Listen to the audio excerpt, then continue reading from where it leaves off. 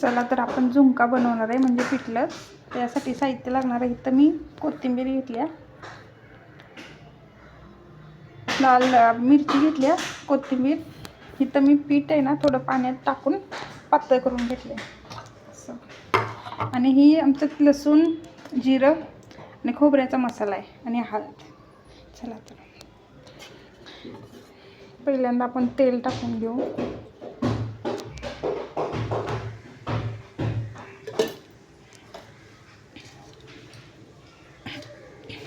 त्याच्यामध्ये कढीपत्ता,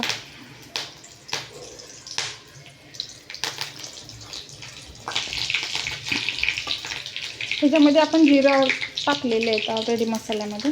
आपण मसाल्यामध्ये आता जिरं नाही टाकणार आहोत.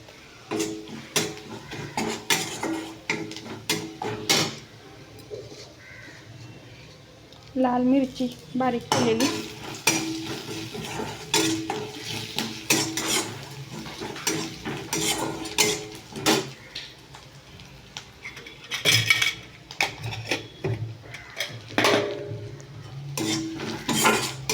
कोण पिठलं बोलतं, कोण झुणका बोलतं. तुमच्या इकडे काय बोलतात ते कमेंटमध्ये सांगा. हे थोडंसं भाजलं की हळद टाकायची.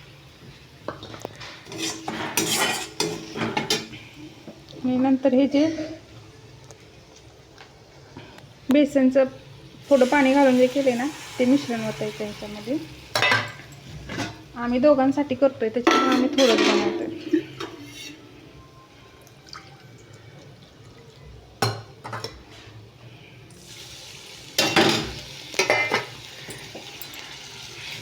असं हलवायचं म्हणजे ह्याच्यामध्ये गुठळ्या होत नाहीत. पाणी आपल्या आवडीनुसार टाकायचं आपण ह्याच्यामध्ये.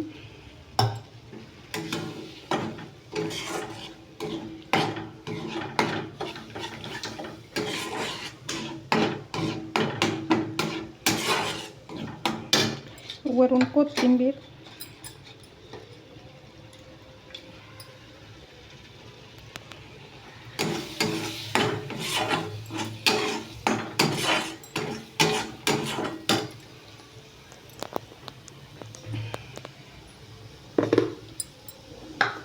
आणि मीठ.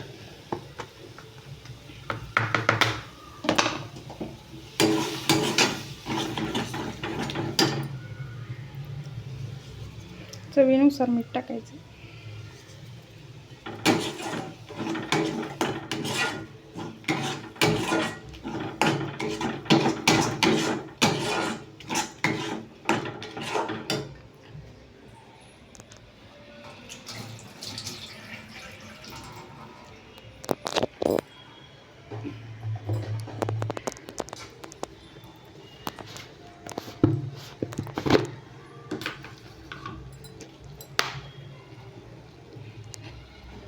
शेंगदाण्याचं कूट टाकायचं आहे थोडं.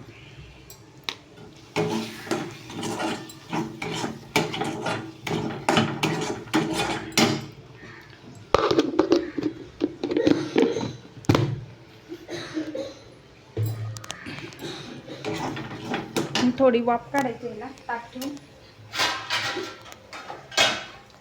जेणेकरून तो चांगला शिजेल. एक 5 मिनिटं वाफ काढायची.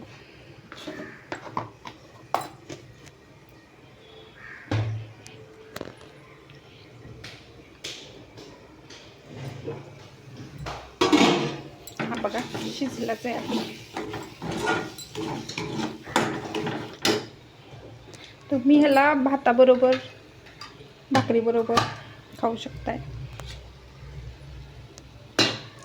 मी इथं भाकरी केलेली आहे बघा. त्याच्यामध्ये मी हा पिठलं घालणार आहे.